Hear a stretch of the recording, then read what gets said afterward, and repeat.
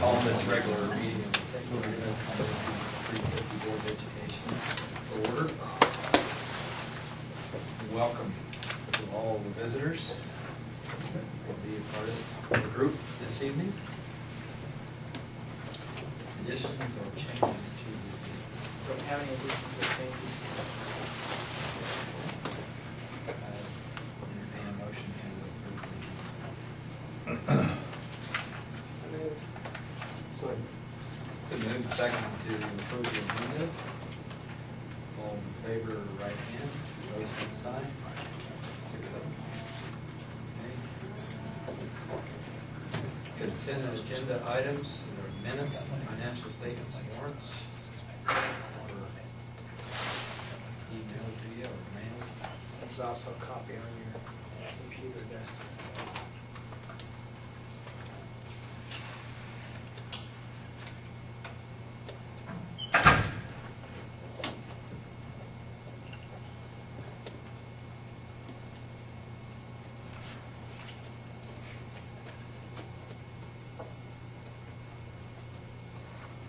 Mr. President, I move we approve the consent agenda. Second. Been moved and seconded to approve the consent agenda. All those in favor, right hand. Opposed, same sign. 6-0. Patron comments. Nobody? All right, we'll go to our first item of business, the wind tower update. First stuff up here. Carolyn has been involved getting some additional information, both from someone who's been working with the city and then also with Brad Estes with BTI Wind down at Greensburg. And we're going to start out, we have a document, you also I think have this on your computer desktop if you wish. It's called Wind Demand Work Using Customer Provided Data. And I'm going to let Carolyn kind of direct us here. And you need to tell me if I'm in the Okay. right spot. I would go to the vault Okay. And scroll up. and I suppose there's not a good way to be able to look at all four at the same time. Well, there's four calculations to put it in perspective to begin with.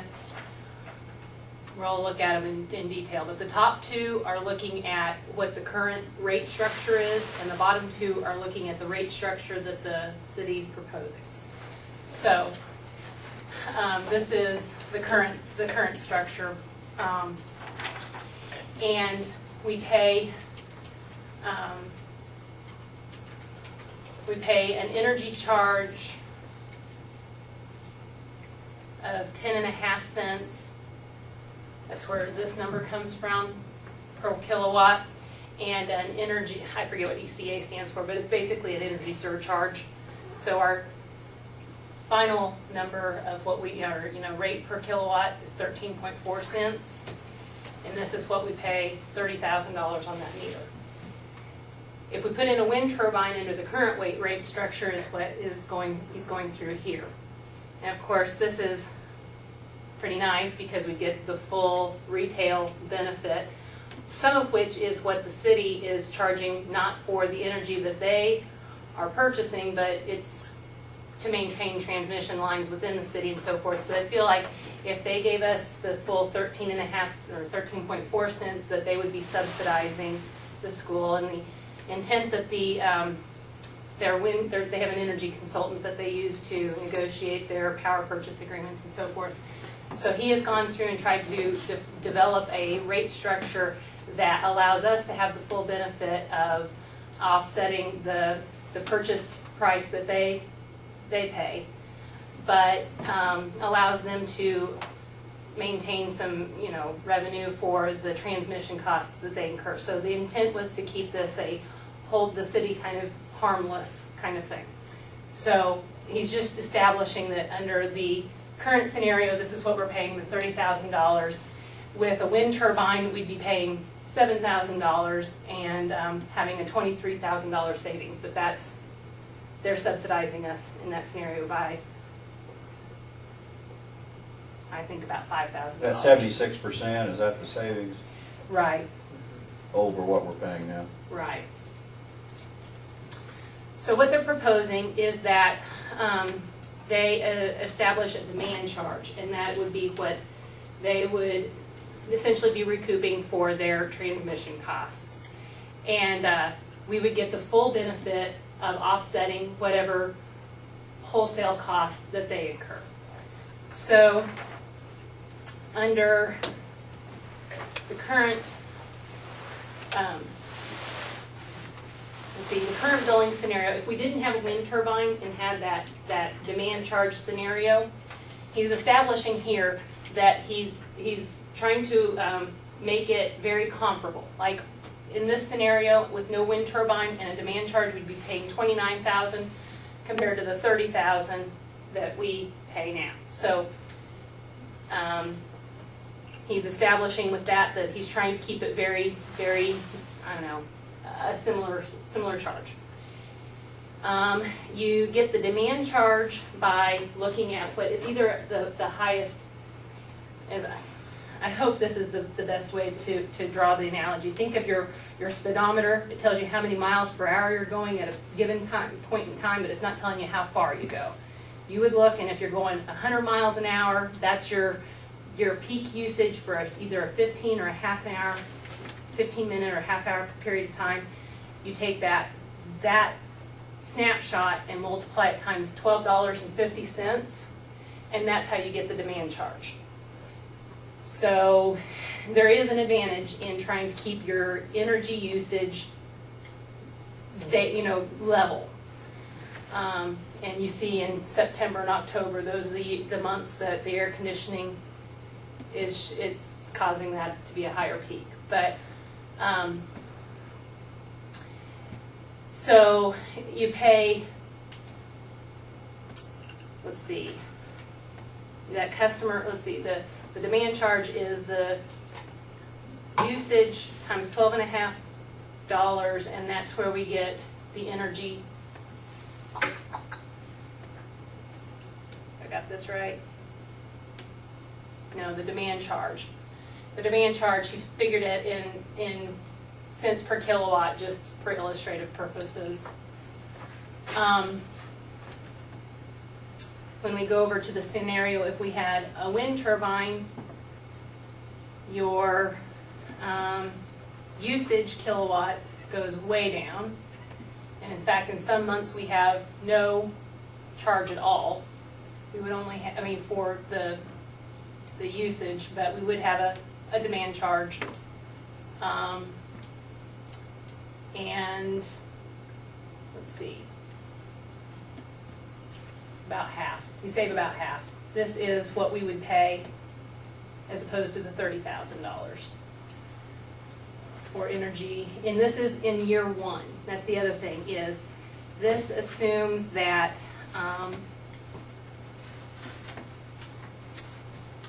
we are, it assumes this ECA is 2.8 cents, that energy surcharge, and this is looking at just year one, so it doesn't show what the impact of increasing energy costs will be. That is accounted for in the projections that the vendor is giving us. For what it's worth, the energy consultant will say that 4% assumption of an increase in energy costs of 4% is awfully conservative. Whereas this is 2.5 cents now, it'll tell me that it's not unreasonable to think that down the road that could be 7 cents. So that is, those are numbers that will change, I guess is what I'm saying. The demand charge, they're figuring in as a constant, but they are passing through. The city is assuming a 100% pass through of its costs to us. So if energy costs go up more dramatically, we would see the full benefit of that in savings. What is that ECA, the numbers in that column again? The It's- bottom line it's- was 15. It's a- On your, when you see your home bill, you'll Yeah. see on there it says a gas surcharge. Okay. That's what that is. Yeah, we get that here at the school, except it's just a lot bigger.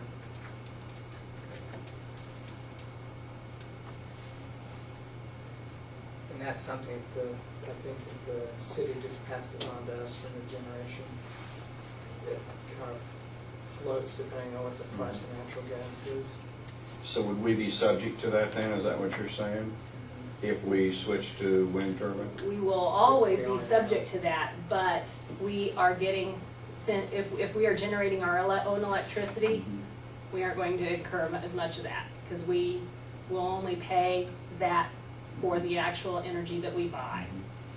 And who's going to stay on top of that? Well, that's what they do anyway. They bill, I mean, they bill it, It's also the meter. I know, but And whatever your meter reads, Well, what we're- percentage of ECA you pay on that? I mean, they're billing, we don't have any control over that anyway. I mean, you know what I'm saying? I mean, it's not like we've contracted in advance for energy that we have now, I guess, is my. One thing I'd point out on this, comparing the one that's above it to the one below it, in looking at these two, you would think, you'd look at these two numbers, the percent of savings, and you would think, well, this looks like a better deal here. This is the one, before the city passed on there. yeah, Right. but this is not a scenario that the city would agree to. Sure. That's just showing Right. what.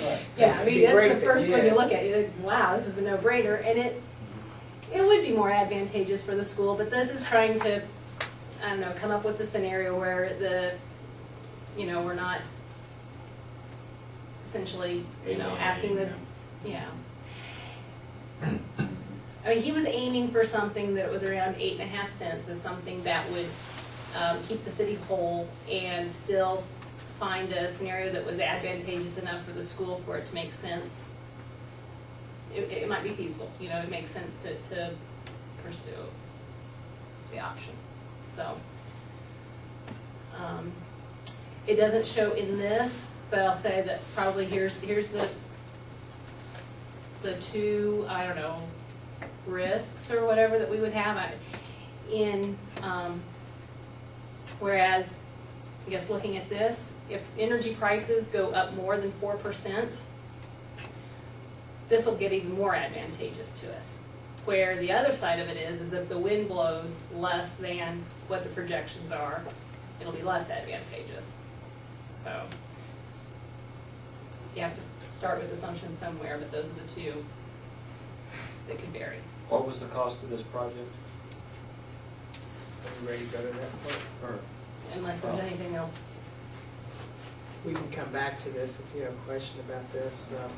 Also on your desktop, you'll see there's some files that are labeled economic model with levered, financial, and then there's one with unlevered, and one that says updated. If you would open the one that says unlevered first, and I'll have it up on the screen as well.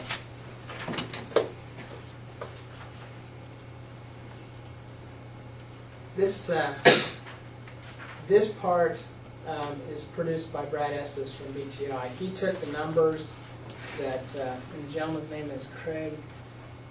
Was it Greg or Craig from the city? Greg Wright is the Greg city's Wright. consultant. Yeah.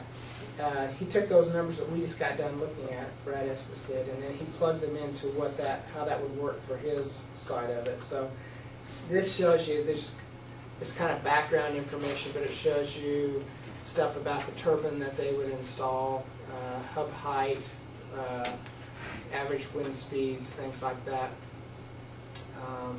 And then also the estimated gross annual energy in kilowatt hours, and the capacity factor. And if you see something else up here you want to know about it, but I'm going to scroll down for right now. The question was, what is the project cost? Now this is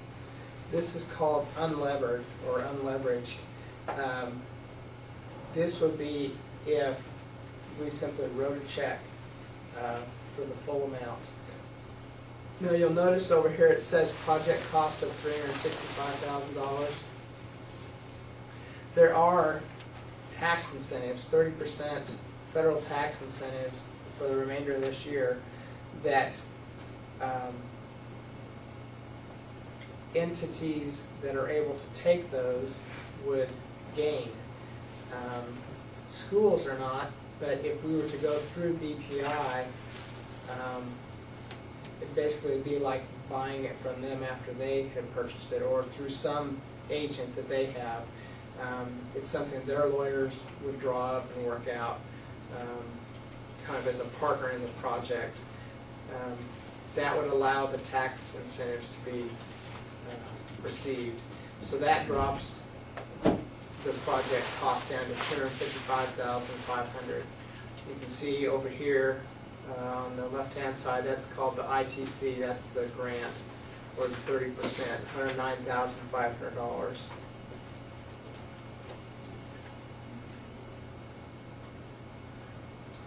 So these are some of the presumptions. That's what the project cost would be year one if we did it just paying for it flat out. Operations and maintenance annually would start out at $2,000, and insurance at $2,075. Both of them having an annual increase of approximately 2.5%, and I'll show you what those projections look like then.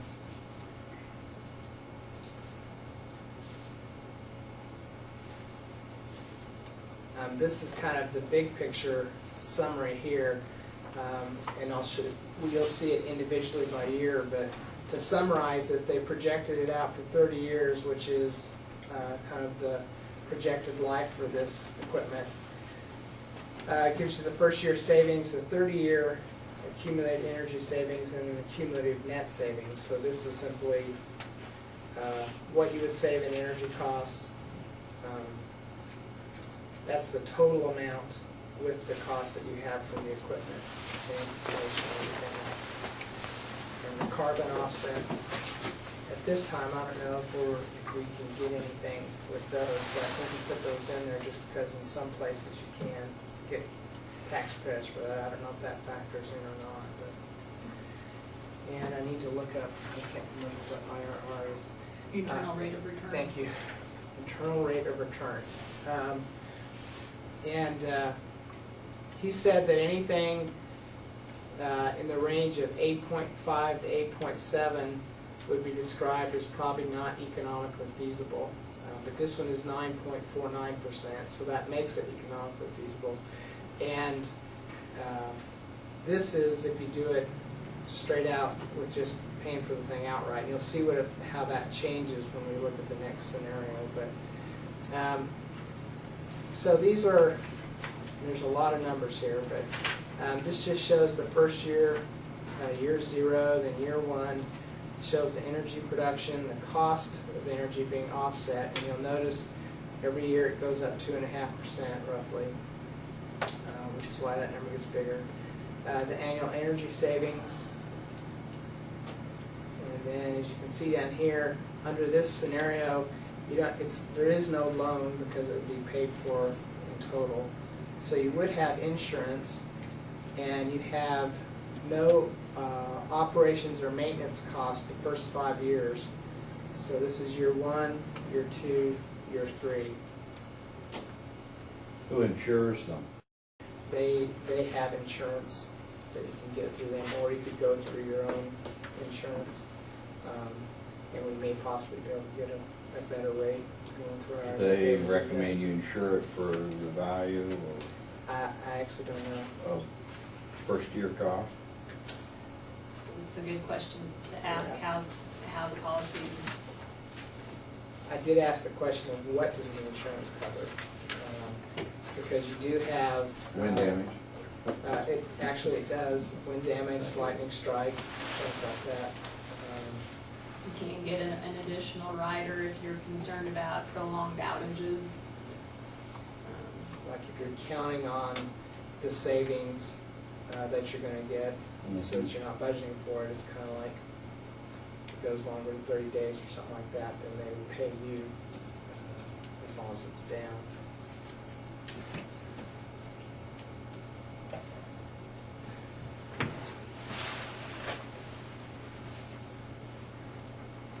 So the bottom line then, down here, it shows you the annual after-tax cash flow, and then also the cumulative cash flow. And that number throughout this is going to continue to get smaller and smaller as we go along. The reason why this first one is such a large number is because of that tax break that you get, plus also depreciation. By going through a third party that is able to take advantage of the tax savings, the tax breaks, you can also you'd also be able to depreciate it. And I guess this year, isn't that correct? Is the only year, well, until the end of this year, you can actually take the full depreciation all in 1 year. And then after this year, you can't do that anymore. So that's why that's such a large number. So that's actually like 5 or 6 years worth of depreciation in 1 year or something like that. Or maybe it was, Or maybe it's I think it's the spread out. tax credit that you Is 1 can year. get as a cash payment as opposed to offsetting your tax liability. That is, I think, for this year. The LLC that finances this would get a cash payment of $109,000 for the tax credit as opposed to having to have $109,000 worth of tax liability to offset. And they're going to continue to be able, even though you've paid for the thing It's still- outright up front, you'd be allowed to take the depreciation each year. So I think we see that for the first 5 or 6 years. I got a question. Mm-hmm. I may be lost, but what's this have to do with the school? Because it's such a big part of how this financially pays back. Well, for You- them, but I just want to know They're what pa- our, They're passing through that savings to us. Without that, without being able to structure Well, this in a way that that- captures that, it'll never be financially that went feasible. way back up there at the top when they told me it was $255,000. Well, and this is, Wasn't it? yeah, Or well, am I lost? this is the first scenario that they presented. This is if you just were to pay for it outright. Yeah, It does, but I really did, what does their tax benefits mean to me when I just want to know what it? They're gonna sell it to us cheaper, correct? Yeah, but I don't care how they get it there, it's just what's the number and what am I gonna save? okay, well, we can race to the bottom here. Okay. Quite to the bottom, I guess.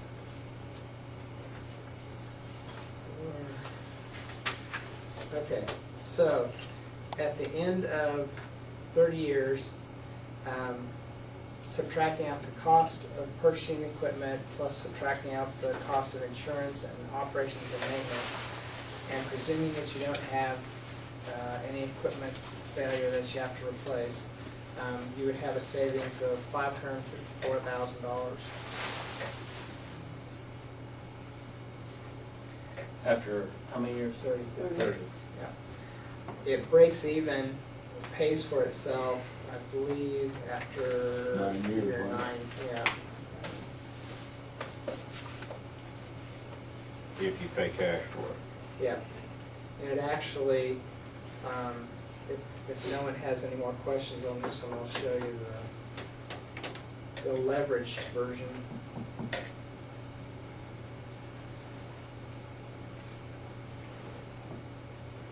In this one, all of the background things are the same, equipment and everything. The difference is that it's going to be financed over 10 years. The purchase price is still the same. The project cost in the first year is still the same. But that part is going to be financed. You can see here it shows the amount of financing, loan period, and interest rate. And whereas in the other one, the savings was about $554,000, and this one is $494,000.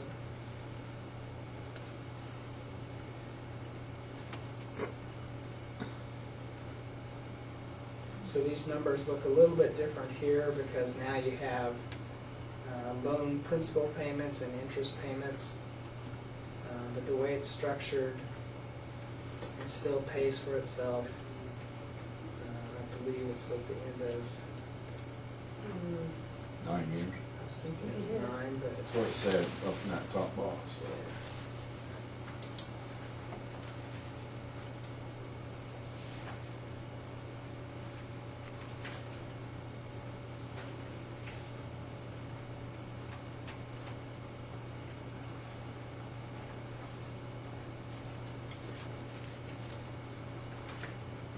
I have one more here that we were sent late this afternoon. And I'm trying to remember, Carolyn, what it was he was gonna change. or I was gonna show what the wind regime Oh, was, yeah. wind variation by month, and, yeah. It's basically showing, this kind of shows direction, and the further toward the perimeter it is, the more days you have when the wind is from that direction. And as you can see, it's predominantly from the south, swinging a little bit southwest and southeast, which is no secret to any of us. Then it shows the annual wind variation by month. Having this come through the last few days, the fact that it gets windier in April is not a surprise either. And even in August, the average wind speed still is at 6, and I think the low end for this is 5 something. So it has the potential of being operational throughout the year most of the time. Anyway, I think these numbers are all the same. from what he showed. Well, no, that's a little bit different, so he must have changed. Well- 4% interest. He must have $20,000 changed something. last too. Oh, Well, yes, you're it's- right. The last one, the loan rate was 6%, and this one is 4. That's right. But you finance 0% of the project though, so I think it was just rhetorical, wasn't it? The 6%. I don't know, he's got some different numbers, because, Where are you gonna get 4% money? Good question. I don't know where he came up with 4%. I don't know why it's 4 instead of 6. Yeah. And this has changed as well, because it was 260,000 here, but, But you're gonna pay some of it up front, I'm sure, right? So you'd have your first yeah, maybe that's what. Down he payment. down payment.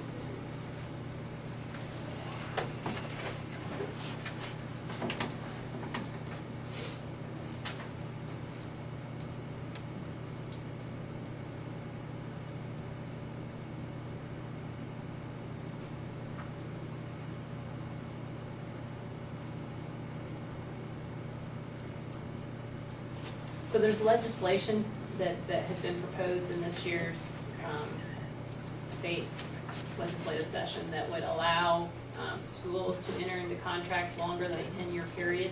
Because I think the thinking is that some places would want it to be net cash positive in year 1. You know, if we were to do the option of leasing over the first 10 years, you are paying like a $30,000 lease, but getting an offset of $15,000, and you know, you're putting cash into it, and then having the last 20 years free and clear.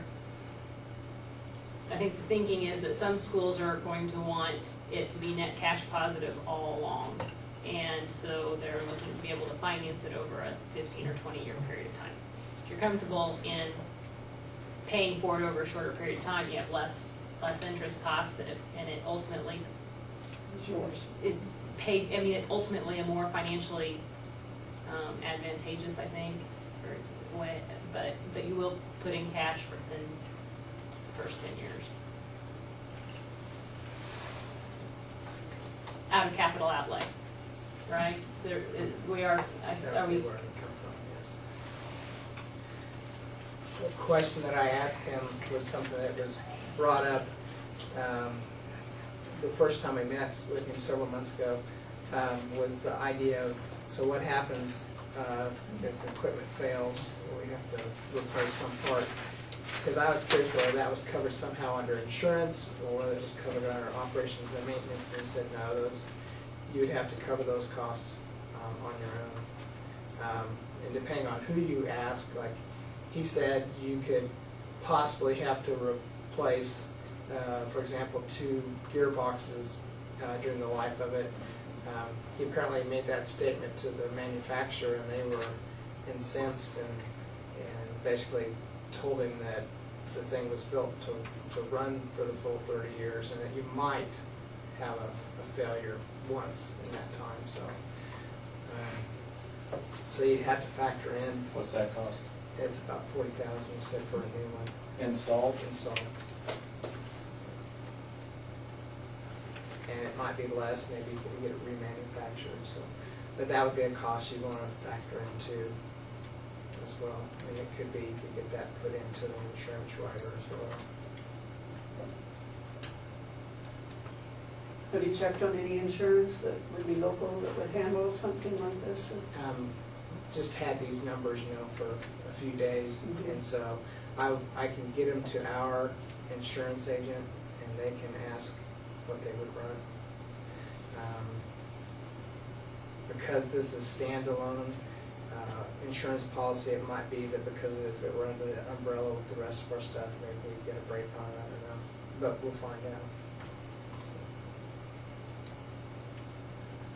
Are there other questions that the board would like to have us find answers to?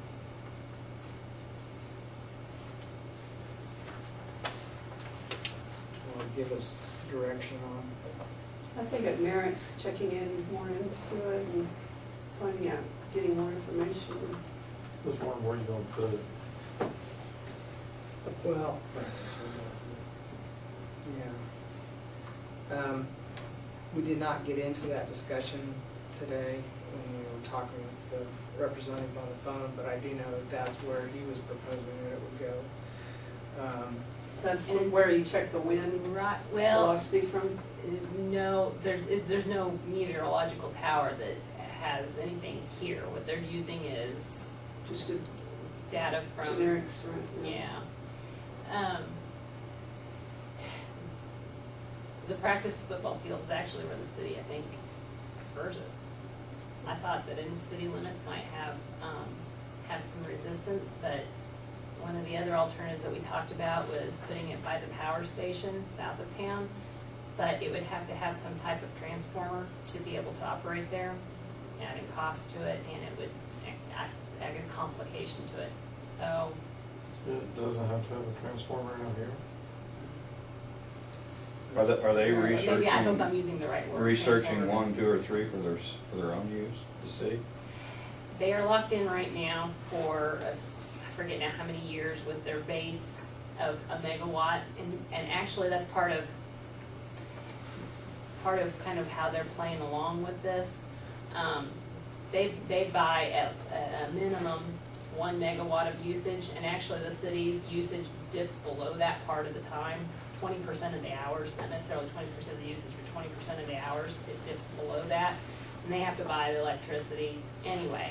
So right now, adding on, it probably doesn't make sense for them to do it until their current energy contract needs to be renegotiated. But this would be kind of something that might allow them to kind of see how it might work for them. And at some point in the future, I've heard them say too that it may be something that they want to look into. But at this point in time, under their current contract, it probably doesn't make sense. When Mr. Estes was here and we all met with him, something was said about curriculum for students. And so, how would we interject that into this district?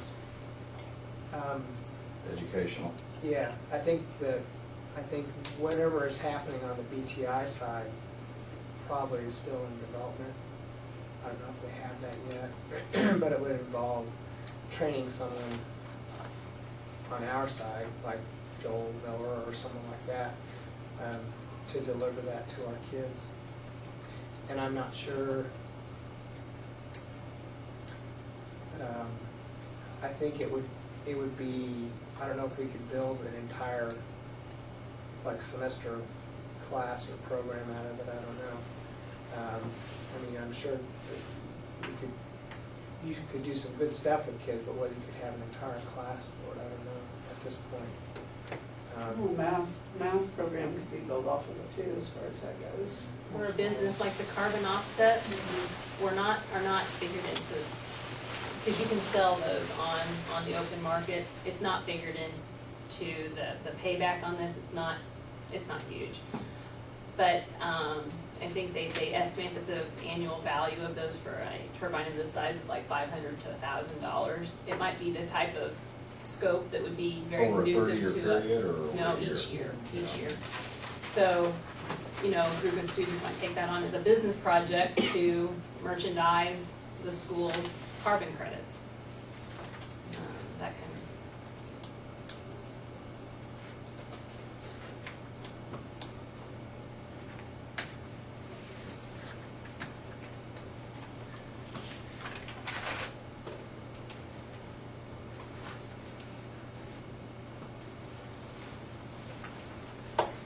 Well, I'm interested in seeing how far we can go with it. I was in hopes the payback would be sooner than that. And it would be if we were doing it somewhere else. But it's not going to be. So,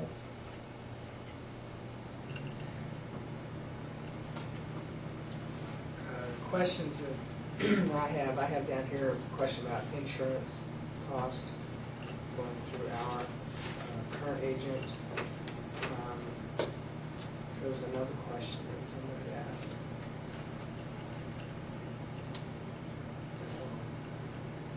Location, but what was the other?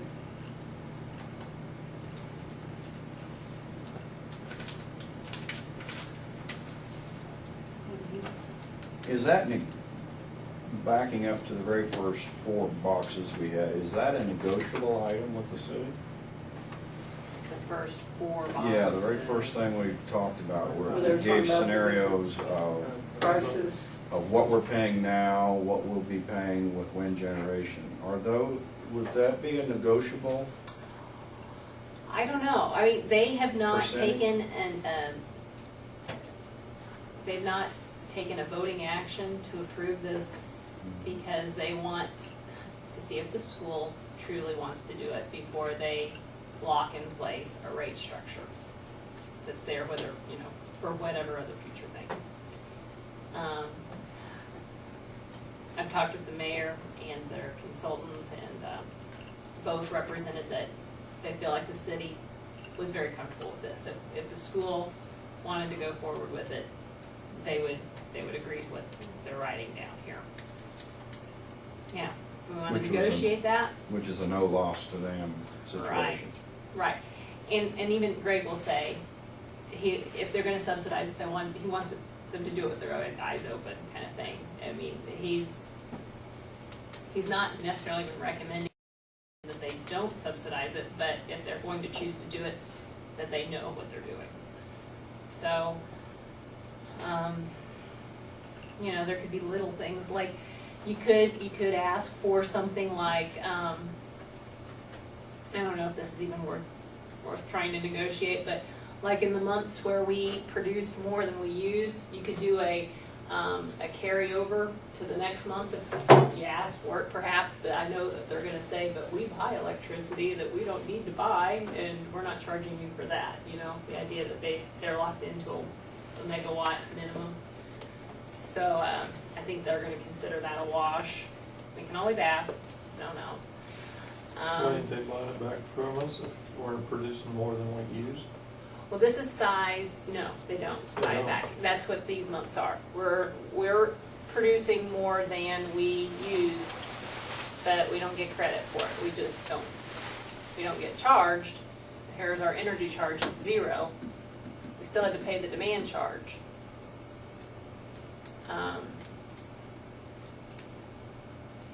But we don't, it's not a net metering type of scenario. But that's what I'm saying, you could ask for it to give you credit in following months, but it's not a big deal. I mean, in the scope of this, I think that's less than $1,000 a year. So it's Is not there, a huge deal. Any place that they've set this up, that they have these, it seems like everything is hypothetical. I want actual figures from a place that's used stuff like this, so it's not such a whim.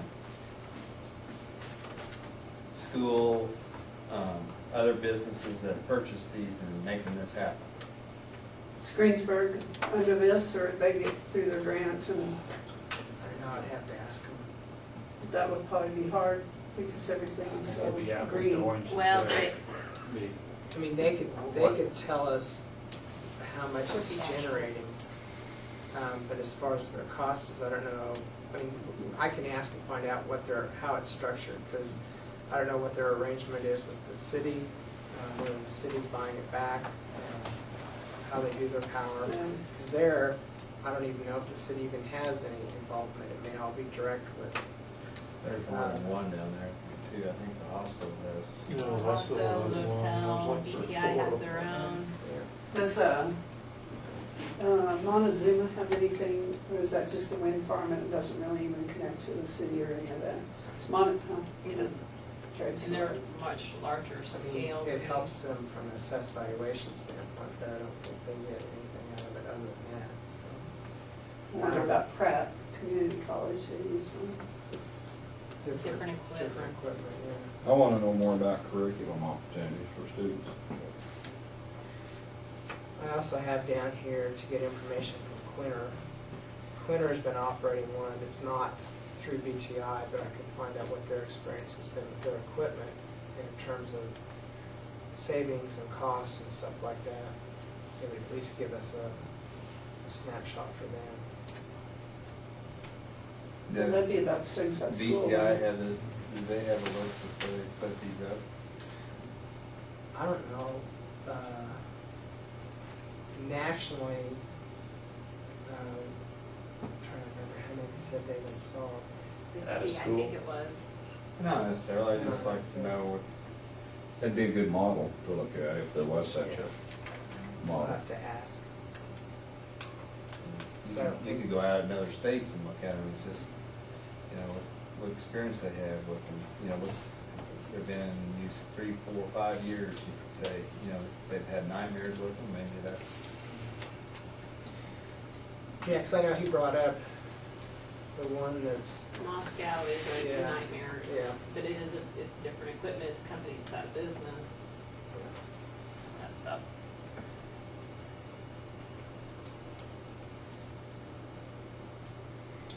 any other questions?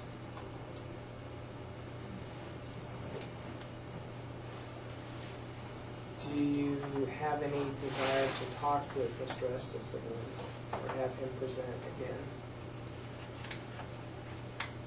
Or do you feel like what he's provided us is pretty straightforward? Just fill in some of the gaps that we've mentioned here this evening. I don't know that it necessarily means him coming back at this point. For me, anyway. Numbers are pretty clear for representative.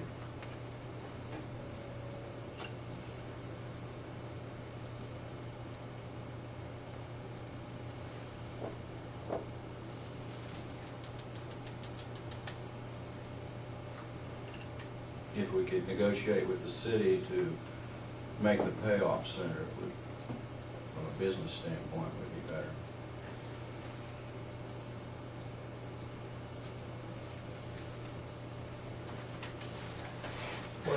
What figures are they using for our consumption on this? Is this just last year? Yeah, I believe Yes. that's correct. So if enrollment continues to drop another 20%, will our consumption be as high? It might be a little bit less, but we're still, unless we start mothballing classrooms, which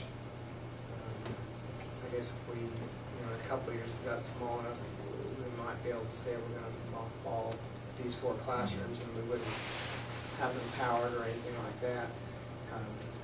We might see a little bit, but until we start doing that, we basically are operating the whole building, so we're not gonna see a lot of difference.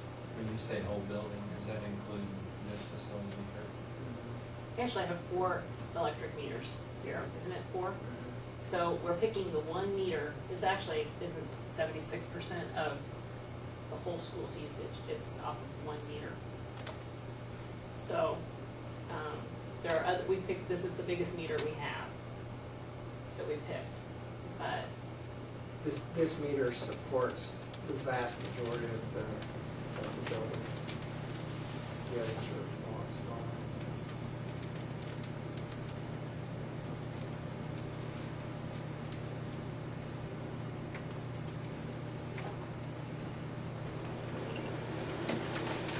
Enough information on that. So, do you think we should,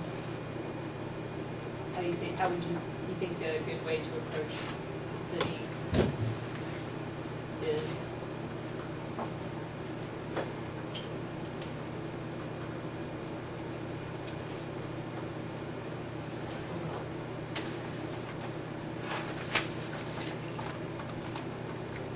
I'll think about that.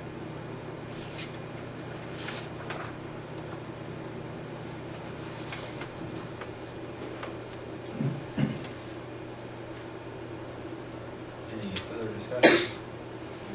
We'll move on to item number 2, calendar adoption. on your computer desktop, there are 2 Excel files. One of them is labeled 2011-12 school year prototype 1, and the other one is prototype 2. Prototype 1, if you'll open it up, this is the one that we shared with you last month. When we went back to the committee that looks at this, the only change that we had consensus on was they would like to see a proposal presented that started a week later, after Labor Day. So that is what prototype 2 is. They both have identical numbers of days for students and staff. Prototype 2, because it starts a week later, ends a week later.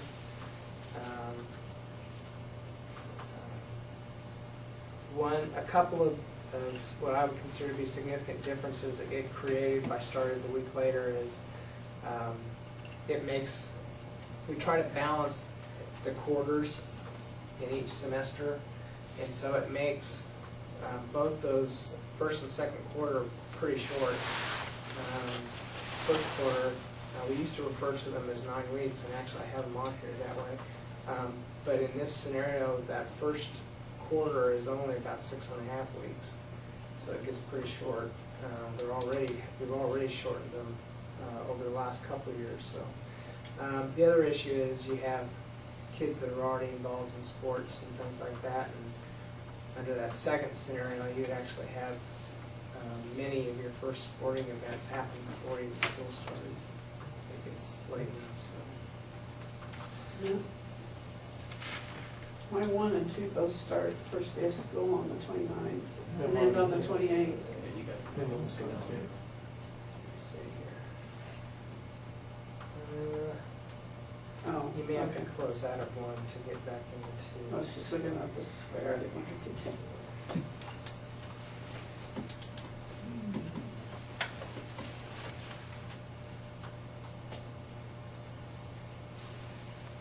So you're wanting to adopt one of these tonight? Yes, we asked for the board to. Number 1 starts August 29th. 29, that's correct. And the other one starts when? September 6th. And ends when? May 24. Do you have the Mr. President, I move the board approve option 1 for the 2011-12 calendar year. How does this coincide with our neighboring districts? Neither of them have done calendars yet. So we've shared information with them. So, I don't know what the writing encourage that we match up as close as possible, and Stafford, we usually do. But Maxwell hasn't always matched up, but they didn't match up for spring break this year. That was an accident. I don't know, I don't have any information on that, so. That's what I was told, it was an accident. I'll second. Been moved and second to adopt calendar option number 1 for the 2011-2012 school year. Is there any further discussion? All in favor, right hand. Opposed, same sign. Okay. Oh, yeah, it was, Yes or no? I. oh, it's a yes. Okay, okay. I just think so. I thought it was a yes, but I just want to make sure. Didn't want to teach you out of the way you voted. All right.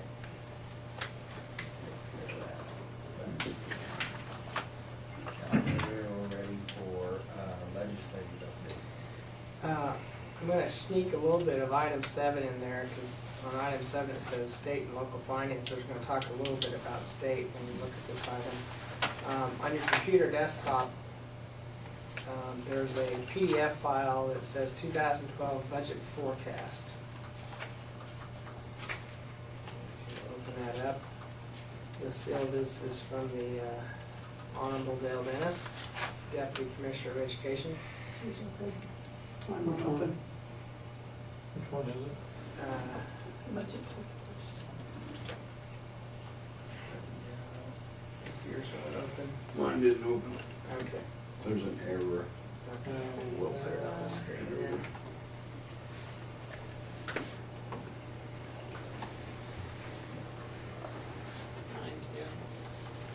So I happened at home.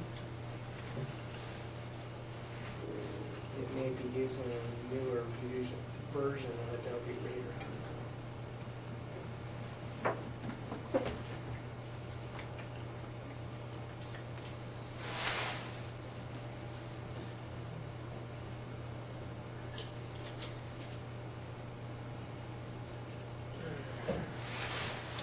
That's all.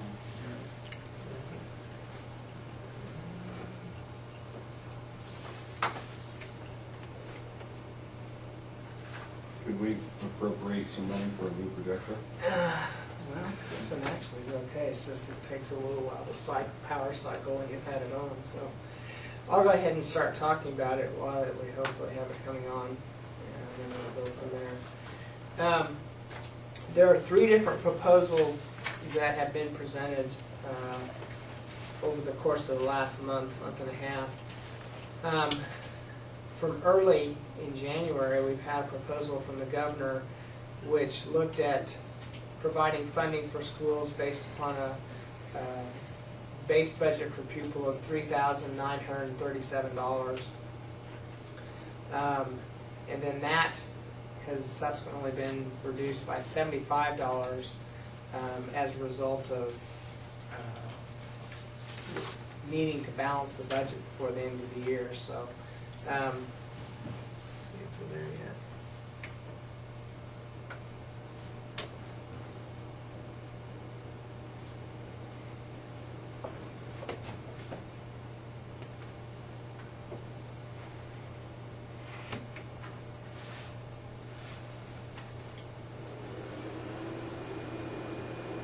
It's coming down, guys.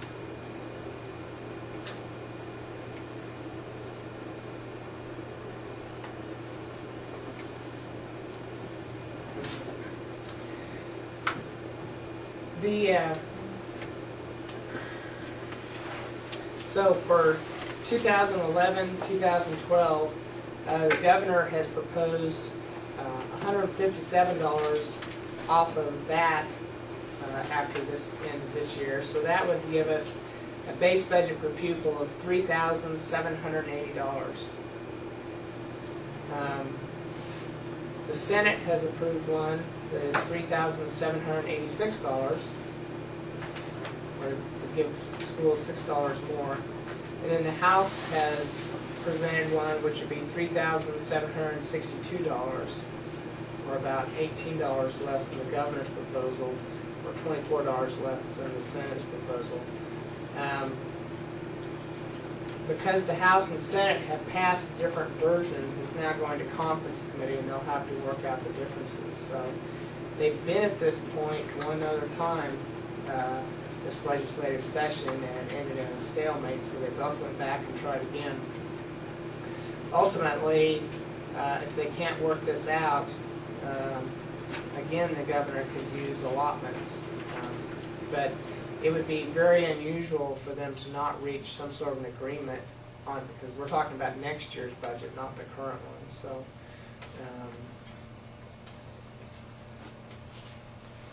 I'll let that sit. So we have three different scenarios, and I'll simply read off the numbers to you and look at how that impacts us.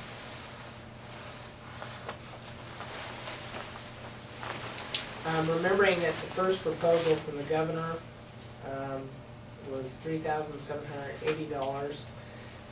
For next year, that would mean that we would have a reduction of $88,925. Now that is just based on the funding formula. That does not take into account what we may experience if we have less enrollment.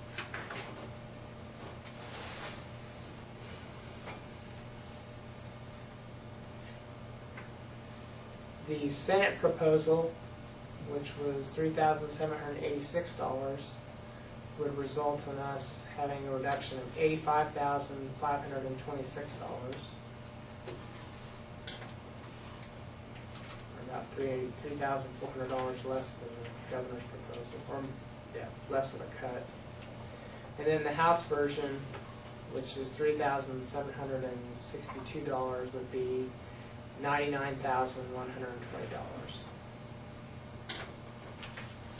So that's where we stand right now for what the funding will look like.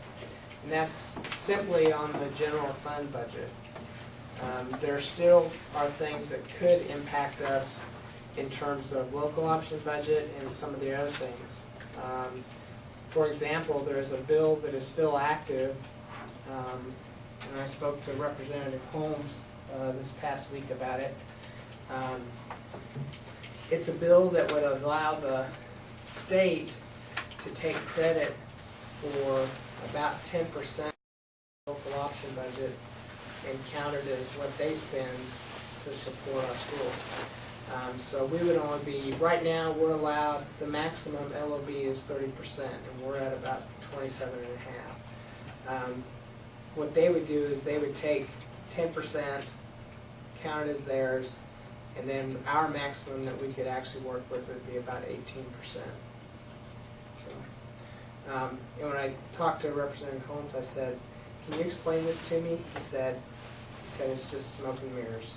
He said it's just a bill to make the state look better in terms of their funding, in terms of lawsuits. So if they can make the dollar amount look bigger, that's how he described it. So it doesn't actually produce, doesn't give us any more money. So.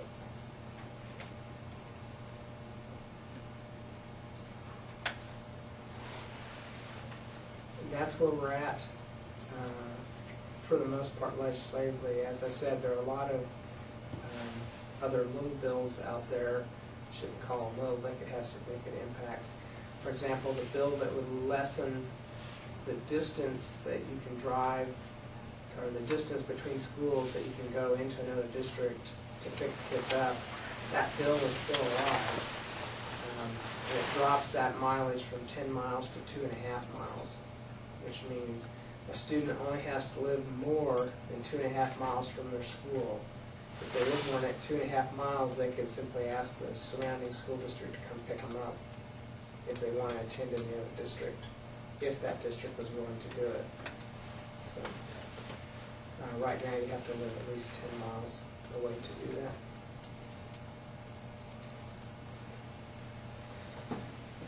Questions about any of those numbers from anyone?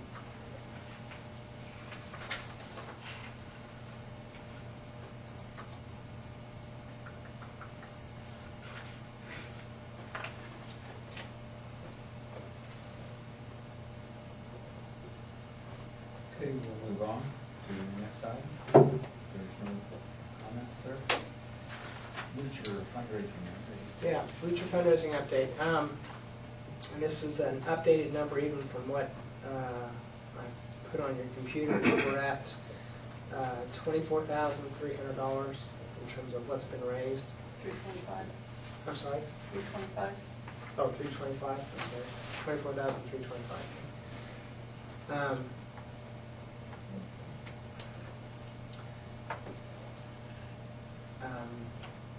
Where we're at, our target was 40,000. Very likely, I may be contacting you about the possibility of having a short meeting sometime in the next week.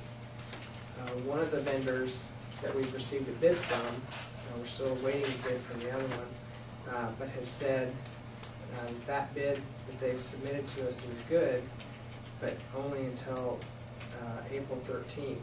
The reason it's till April 13th is because they can't get them installed if they don't have an order by that time.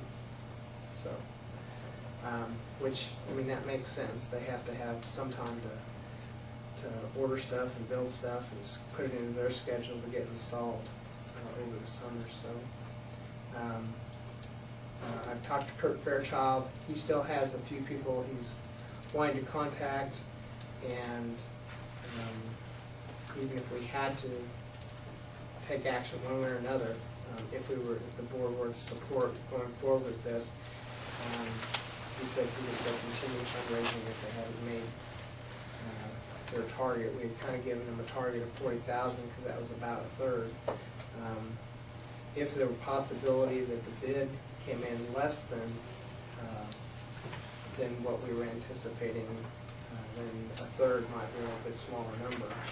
Plus, we've already had 2 people contact us about wanting to purchase wood off the bleachers, and that's before we've even advertised. And we know that we'll get money for the scrap metal unless someone comes in and makes us a better offer on that as well. So, They want all the wood? I don't think they want all of it. One of the 2 that contacted me would want a goodly amount of it, but not all of it. The other person's contacted me, they haven't told me how much they would like to have at this point. So. Couldn't remember at the last meeting what we talked about, the dismantling of the old ones. Is that included in That was already included in there? the estimate. So, and that was already included if we took them out. That was how it was bid to us. So,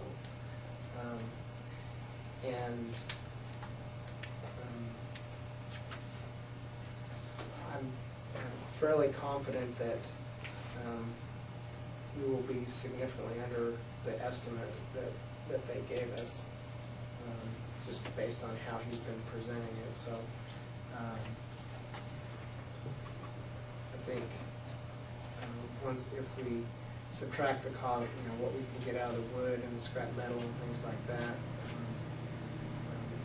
we may be pretty close to the target here in the next 4 or 5 days, based on what Kirk has been telling me. So as I said, I may be contacting you about a brief meeting in the next week. A side note on this issue, as Kurt Fairchild has been going around talking with folks about this, more than one party have brought up a question or indicated that they would be willing to support donating funds if we were to put in what's called a permanent installation volleyball net. And you may have seen these at other schools where at Pratt they have those where they fasten to the roof, so you don't have Staffers and stuff like to, is it like that? And through a motor or a winch of some kind, it basically just lifts it up out of place. It definitely speeds things up in terms of not having to take it up and down as frequently. And so Mr. Bergen, he was gonna check to see what one of those would cost, because at this point, I think we already have about $3,000 that people have committed toward a project like that, if we were to do that. And I have no idea what one costs, so. But it sounds like there's some community support for something like that, if we were to do a similar type thing, 1/3 or something like that. So, but we have a lot more background stuff we need to do first. But we even had a check brought in today for that, which was a little confusing. So I think it's exciting that the community's rallying around and being generous to give this, so. So, have you solicited any bids, firm bids? yeah, we have one firm bid, and we're supposed to be getting the other one tomorrow or Wednesday. And those are the only two vendors in the area that we've been able to get to return interest on it, so. And this is not a matter of, it's not to hold their price for 30 days or whatever, it's a matter It's a of wanting timing. to have it installed by the Logistics. beginning of the school year. Yeah. Does that give, what time do they start when school, or after our last day? No, they wouldn't, because of all the ones they already have scheduled, they wouldn't be able to start ours until like August 1st. It would Which is take not a bad time. No. I mean, they can have it. All of our camps are done and stuff like that, so. Give the janitors time to work on the floor too, get them out. And they indicate it would take less than 2 weeks to do. So he's Now estimated these- about 7 to 10 days. These bleachers are just like Pratt's. Somebody was commenting that Fairfields were not as sturdy as what Pratt, do you guys, have you been to Fairfield? Well, I don't remember what Fairfield's like. They said one they of were- the two vendors that we're working with put in the bleachers at Lacrosse, and so they would be comparable to the ones at Lacrosse. So I know some of you have seen those. Oh, yeah. Pratt's are nice, I like Pratt's, but I didn't know if these I are think like that or not. the ones at Pratt are the same vendor as at Lacrosse. So. Anyway, so that's the update on that. Further questions? Yeah, Did somebody, go back to that, Julianne, did you put something on the website about a graph? Haven't had an opportunity to try to find one that is easy to work with. Oh, okay. I did update the St. John High site that Alice Lockridge is responsible for last week, letting them know where we were at, just in a comment section. But I haven't taken the time to put anything on the district page yet, and we need to get something up on the foundation page also. So, I wonder if the newsletter could print something in there too about the progress. I think it's already gone out. Hmm. I don't know if I can't remember if they had something or not, but it went out last week. It's been kind of interesting. Mr. Bergen received a letter today that had a $25 donation in it, and we're still trying to figure out what the connection is, because we don't recognize the name, I don't think, as anyone that has family or anything in the area. So I told him, I said, maybe it's somebody that's just been over here for a game and wanted to Change seats. help with the Change improvements. seats. Yeah. Change seats, yeah. So. The reserve section.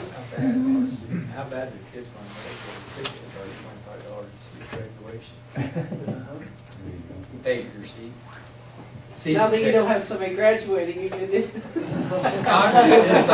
When you said 25, I said, you know, you can have a season ticket or, you know, a front row seat, $100. That sounds like K-State. Except it's a little more than that. Okay, we're ready for budget reduction. Yeah, budget reduction, the only update that I have is, or actually a couple things. One, what we currently have identified, as I've shared before, is about $120,000 worth, and for next year, and you can see that all three of the current proposals are under that, so that's good. Mr. Losey and I will be meeting tomorrow or Wednesday, we're going to be looking at class sizes and numbers as you get a chance to look at that here in a little bit when he gives his report. We may have to be looking at how many sections we have, particularly in those lower grades, because we've been able to squeak by with classes of 19 or 20 with having a classroom aide in there, but some of those are going to be significantly bigger than that. So we may be in a position to have to add a position and possibly 2 back in, which is kind of going the opposite direction, but we do need to be able to do what's right for kids. So he and I'll be looking at that, and we'll have proposals for you then at the May meeting. By that time, hopefully the legislature will finalize stuff, so we'll actually know what we're dealing with. So. Is there a class that's increasing? Well, the kindergarten class has 28. Is that right? Pretty long. Is it- We have 28 kindergartners, Yeah. So, This year's turn, kindergarten, not looking at next year. Okay. Well, yes, the projection, he'll probably get that. Don't want to spoil your fun.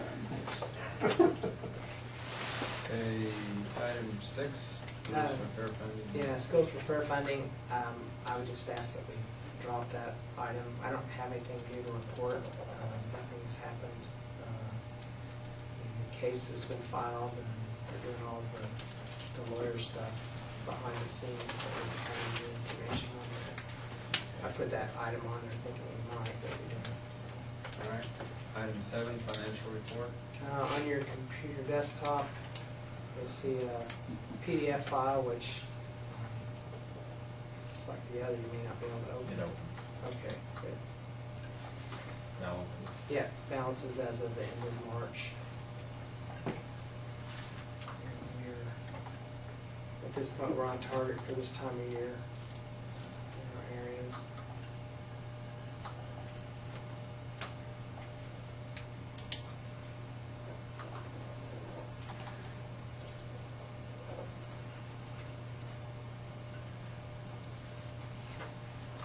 We still have a quarter of the year to go, a little bit less than a quarter of the year, and so we're running a little bit higher in terms of, I should say, higher, less expenses than we thought we might in transportation, so we may end with a little bit more there that we can use in other places if need be to offset reductions and the stuff that we have to make for this year. But not knowing what fuel is going to do this year was sort of, and it has done some of what we expected, but it hasn't gone as high as what we budgeted for, so we may have to a little bit higher and shift some of that. This is one that's quite jive with me, looking over the utility bills, the actual utility bills. I know we have way more than $10,000 worth of electricity costs. So Yeah. why is, Because it's paid for out of local option budget. These are all general fund lines.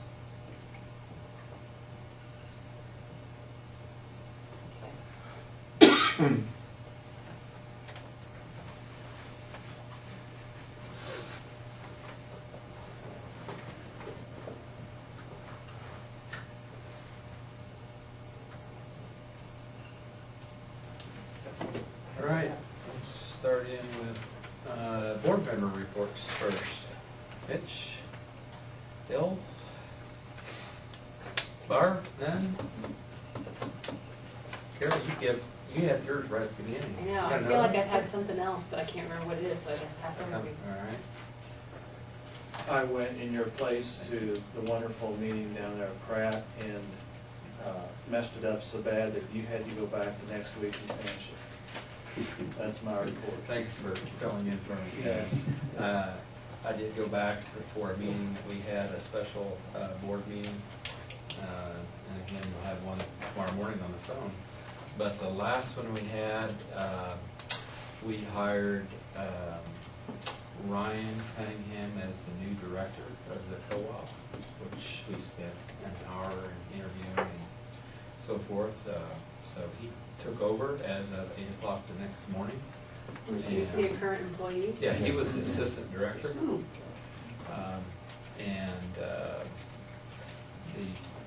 Lynn was relieved of her duties as of 8 o'clock the next morning.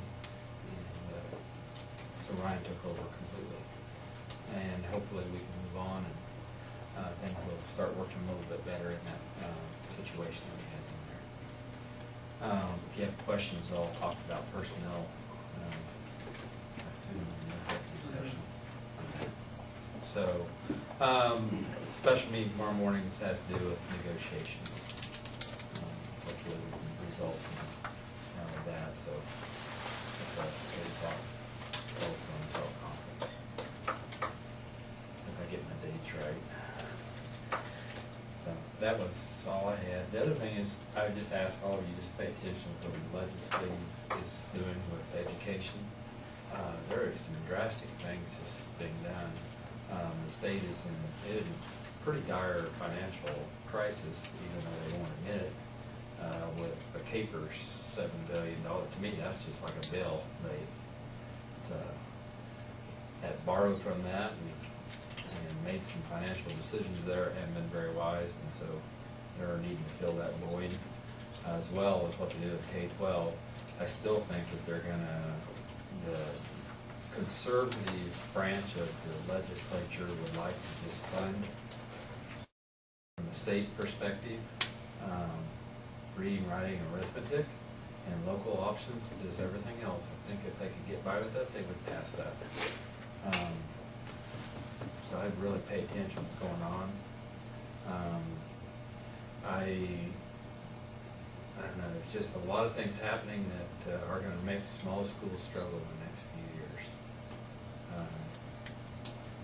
What they're doing with that 10% of the 10 mills would be devastating. I just don't think that's appropriate. I don't see that one passing, but hopefully, if you have a chance to visit with your legislative representative, do so. Rural areas are really going to take the hit. Other than that, we'll go on to principal reports. And since Mr. Losi, you're closer to me, you drew the short stick. I put a sheet there at your spot. Have our enrollment figures there. As of, that was of about 2 o'clock today, because after that it changed. We had a lady call, and we'll be coming in tomorrow to enroll a first grade girl. Mr. Leslie, it's a good thing you said that, because I noticed that you had not done your job and added one this month. Okay. There, so you're. Yeah, I had to call and make sure I had one Yes. coming in. Okay. The items I have listed, I just wanted to talk a little bit about the KKF sponsored basketball tournament for the 5th and 6th graders. The 5th and 6th grade kids really enjoy that. A couple of comments I heard from high school kids. One, I'll never yell at a ref again. That was by a kid who was reffing. And number 2, and I found this one really interesting. This was from a coach, one of our girl basketball players. Isn't it interesting? You tell them what to do, you show them what to do, and they go out on the court and they don't do it. And I said, exactly. I know exactly what you mean. But they had a good time. Everybody had a good time. It's a great experience for the kids who are playing, great experience for the officials, the coaches, the kids at the score table. So we appreciate the K&K doing that. Going on to number 3, our Kansas assessments. 3rd grade is starting this week with reading and math. Our KELPA, that's our English language proficiency assessment. Mrs. Russell has completed that for our elementary students. And then, of course, rest of our students, 4th through 6th, will be taking those. We should be finished up by the end of the month. Going back to item 2, a kindergarten roundup, we screened 16 students. 15 of those 16 will be attending. One of them had a later birthday, and the parent decided to have them go the next year. So we have 15 there. Saturday morning, saw some people going around garage sailing, and I knew I had their older children in school, and I saw a little girl, so I went over and asked how old she was. She will be in kindergarten next year. They weren't aware of what the roundup was all about. And then a person with them also had a kindergartner, so I've recruited 2 more on Saturday. So that puts us at 17. We have a unique situation this year. We have 3 students who needed to be in school all day, but weren't quite ready for kindergarten, so they go half day in preschool and half day in kindergarten. They will be in kindergarten next year. So that moves us up to 20. And then we do have some who are going to repeat kindergarten, so we're looking at 23, 24 students in kindergarten next year. And then that makes us about the same in first grade, 22, 23, 24 in there, and the same in second grade. Now the next 2 grades have, at this point in time, have 19. Each one of them have 19. And then of course 5th and 6th grade, we divide those into 2 sections, and those are larger classes too for next year. So there's not an issue there because they are divided into 2 sections. The issue comes with the larger numbers, especially in kindergarten and first, that we're going to have to look at. But this year's class of 28 kindergartners will become a class of 25 first graders, is that right? Probably closer to 23 or 24, because I have those 3 that will be in kindergarten for certain, and we have 3 that probably will remain in kindergarten another year. So 22, 23.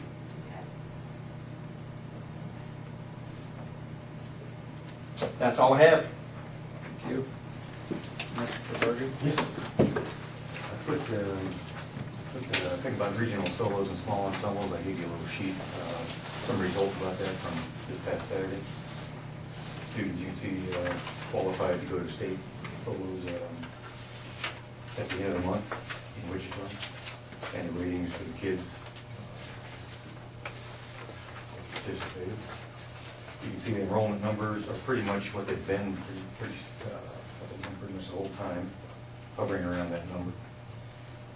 State assessments, like Mr. Losey mentioned, we are doing those. We've done some reading.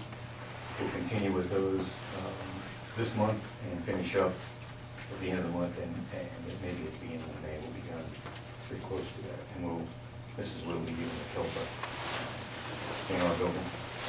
I just mentioned a little bit about junior senior play, Saturday to Sunday. If you're so inclined, you can come to prom on the 16th. All sports banquet for the junior high was held on the 17th to recognize those students in junior high activities. We had CPL honors banquet on March 29th. Get the criteria there. We had students somewhat, there was the majority of them were unable to go. Bill was attended, put that in there. Central Prairie League, I just mentioned that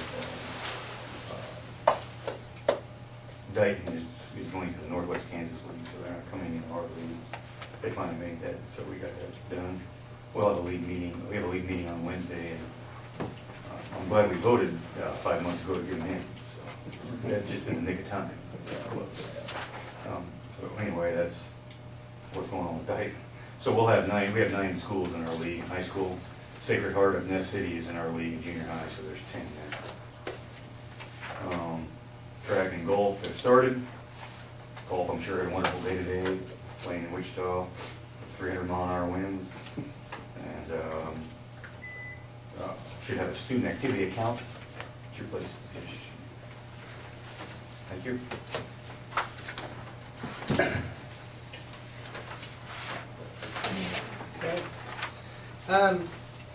We have a professional development day this Friday. One of the main things that we're going to be looking at is KESB has put together a program, and we're going to kind of field test it on Friday with our staff, looking at, as the legislature considers defining what a suitable education is, they have developed a process that kind of helps identify that, and then all that information will be sent to KASB and they will compile it with all the other school districts that are doing it. And I say we're going to field test it because I had mentioned, I think, the last meeting that we wanted to do a public forum or community forum kind of on legislation and funding, and this would be a good opportunity to do that. So we're looking at April 23rd. If you can look at, there's some calendar here. If you can think of anything, that's a Saturday, that would conflict, please let me know. Because we're tentatively planning on doing it then. So we'd be doing that same activity with the community. And so we'd have two sets of information to send to KESB. Mr. Losey and Carolyn Dixon were gracious to accompany me to ESDAC on Wednesday, and we took our expected gains improvement plan there for peer review. I think you'll recall at the March meeting you approved members for what's called our external team involved with that. Expected gains plan, improvement plan, schools that have not made AYP for some reason. If you remember, we had too many kids take the CAM, so they didn't make AYP in third grade math. So we are what's called on watch, and we had the opportunity to kind of do some work ahead of time, and so we actually already have our improvement plan completed, and we don't have to devote so much time to doing that later if that becomes a reality. So we took it there and we exchanged plans with Anthony School District, and they reviewed ours and we reviewed theirs and shared information back and forth, and then we send it off to the state. So we have that completed. We also submitted a 21st Century Community Learning Center grant. That's a very significant grant. It's quite a process to put everything together. It's a 5-year grant. As ours was written, it would be about $465,000 if we got the grant. To be used on? For after school programming, for 2 after school programs and summer. I want not to dampen your enthusiasm. The thing that they were looking for primarily was schools that have high rates of discipline problems and suspensions. That wasn't the only criteria, but that was one of the areas of emphasis. And as much as I tried to get Mr. Losey to work with me on that, he only came up with 12 discipline referrals and 1 suspension for the whole year last year. So I don't know how heavily they will weight that part. As I said, there were other components about student engagement and academics and things like that. So we really pushed a lot more of our emphasis onto that because we didn't really have anything to emphasize in the other areas. So it'll probably be about a month and a half before we hear whether we get that. So they're very competitive grants, highly sought after, as you can imagine, with that kind of money. But we're hopeful. I was telling my wife, she was saying, wow, all that work to do that, what if you don't get it? I said, well, I think it's, I don't remember if it's Wayne Gretzky or Michael Jordan that said you miss 100% of the shots you don't take. So you take your shot and you see what happens. So by the time you get it all together, it's about a 40-page document that describes the program and stuff. So we'll see what happens. If we don't get it, we'll look and see maybe we can pursue some other type of funding to get there. But What's the source? it's a federal grant, yeah. It's been quite an interesting quite an interesting process with the fire marshal, as I've tried to keep you up to date on. We had all kinds of citations first time around, and then they revised that, and subsequently they've revised it again, and called us and said, please don't do this and this and this, and for some of it's like it's too late, we've already put numbers up, because one of the things we got cited for is not having address numbers, which that wasn't a big deal, but they called to say, you don't have to do that, it's like, it's too late. But they've contacted us now, and we're providing them with a database of all of our buildings, when they were built, when they were occupied, and things like that. So I would have thought they already had that, but I guess they're trying to relearn stuff down there. Mr. Sparrow mentioned about being aware of legislation and things that like that are going on. There is a, I don't know if it's called a legislative breakfast. Maybe someone has more details on it. This Saturday down at Pueblo Nuevo. And I'm going to put the information on our website and on Facebook if you want to go there, you can see it. I want to say it's like 10:30 or 10:45, something like that. Representative Holmes and Senator Titeman will both be there, and for the public to visit with them.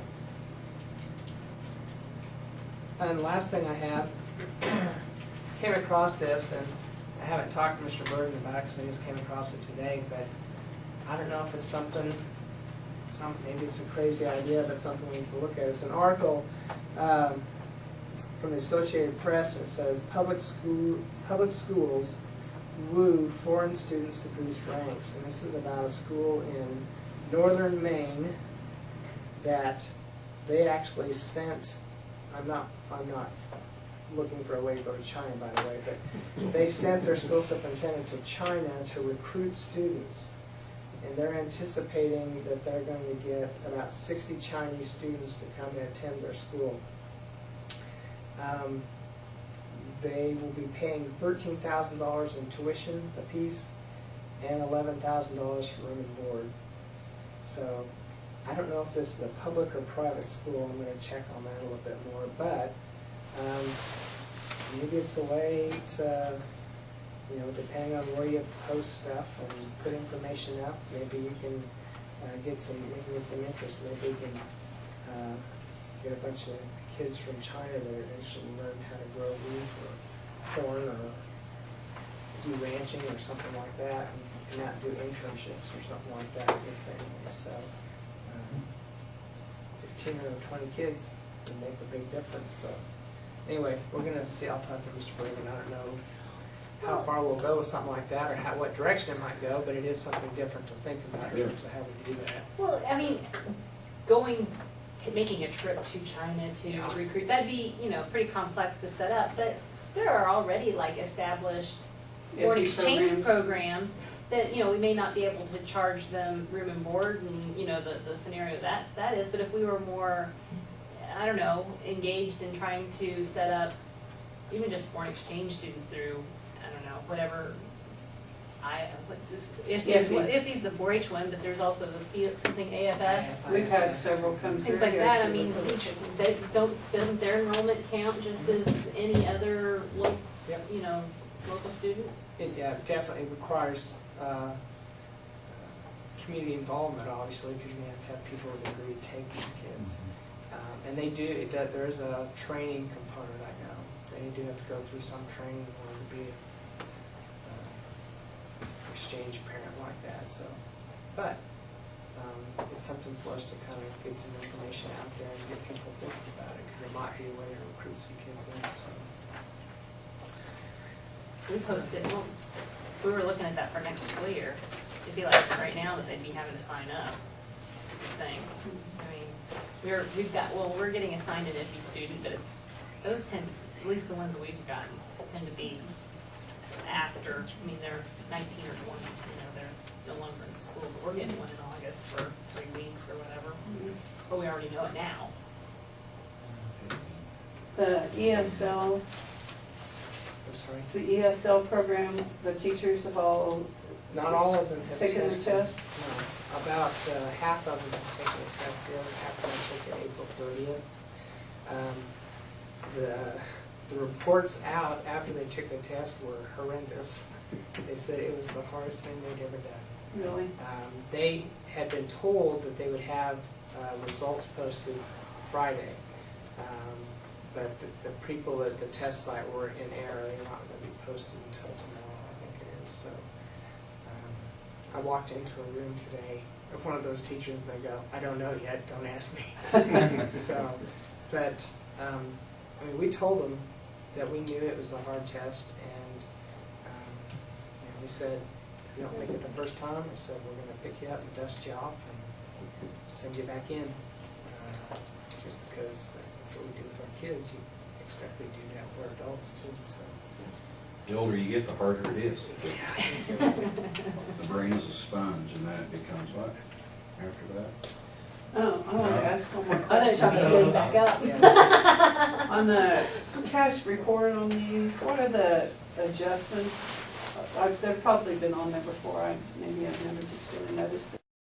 You're looking at the activity fund. Yeah, the activity fund, the adjustments, what are those? What encompasses the money, the adjustments there incorporated?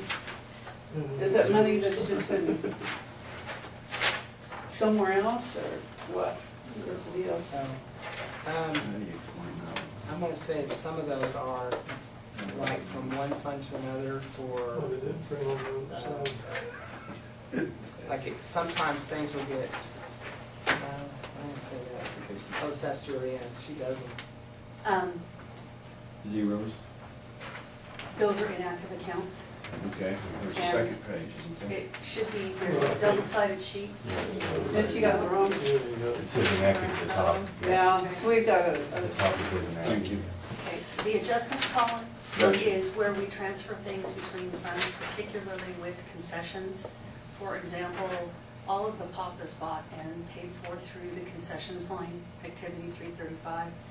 And the way it is reimbursed is when it's an internal agency, for example, Stuco, we calculate the bill and then I do an adjustment that takes the money out of Stuco's fund and puts it into concessions. Athletics, the same way. They pay for officials' concessions usage, pop usage, that type of thing. So that's what's in those adjustment lines. okay.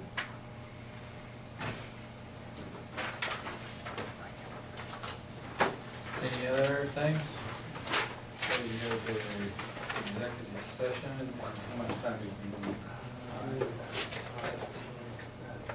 Yeah, 5. 5 minutes.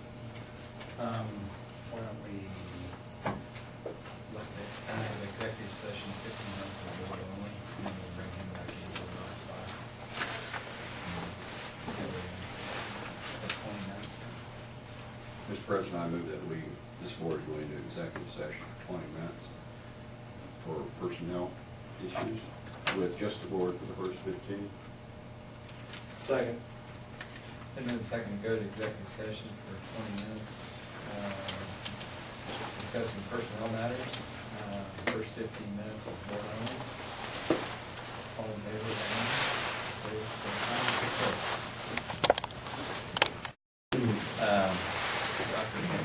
Under closing business, Mr. President, we have 3 resignations that we would present to the board and would recommend accepting. The first one is from Mary Bass, one of our kindergarten teachers. Mary has taught for us for 10.5 years. She came in on a kind of an interim basis, long-term sub basis, I think it was, and ended up staying for 10.5 years. So we appreciate all you've done and continue to do. We also have resignation from Marilyn Haynes as counselor. She is a part-time employee, but she does a full-time job for us as counselor, and we will miss her also. She has been doing that for 7 years, I think. That's right. Yep. And then finally, Marcia Dryden. She has served as school nurse with the district for 29 years. She's going to be taking retirement soon. And we would offer all of these with many thanks to them for all of their work for the district. Mr. President, I would move that we regretfully accept the resignations of Marilyn, Marcia, and Mary in their positions. Then moved and seconded that we regretfully accept. Wait a minute. Weren't there four?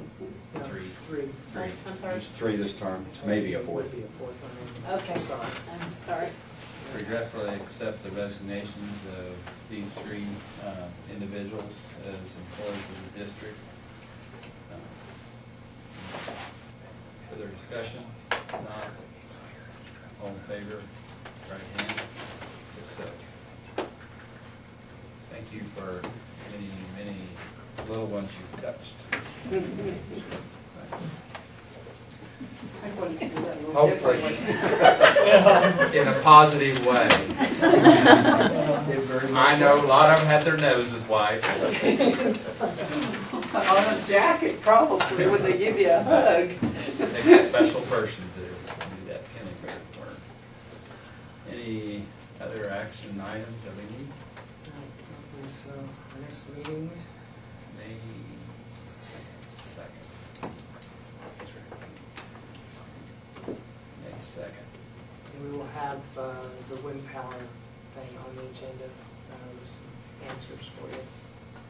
Will be an information only item or information and action? Want to, after you and I visit about answers that we get and stuff, we can talk with Mr. Sparrow and decide how to structure that. Do you have questions if we should happen to have any other items come up for a special meeting? What is the best time for meetings on a special meeting? I just want to bring that up. Is it evening at 8 o'clock or mornings at 7? I would prefer mornings. Evenings are tied up so much. You don't like mornings? No, I don't. I have a lot of committee meetings in the morning, so And we I'm can kind of do trying to it, catch a hold of it. we can do it later in the evening. It would be. What time do you get short. off? What day of the week you talking about? Yeah. You just have to hit Well, this, it's a because short I'm in charge of junior high as well, so. Junior high and high school, so I have a lot of evenings tied up. We will find out if the evening is necessary, and we'll just. get 8 o'clock all is of it. preferably if I'm not. Okay, you said go later. I might be able to work out. I don't think anything would last. If at you any need, special- you come on. Okay, I just, FYI. It wouldn't be a long meeting anyhow, I'd so. entertain a motion to adjourn. Especially when you- Second, second, and all in favor, please.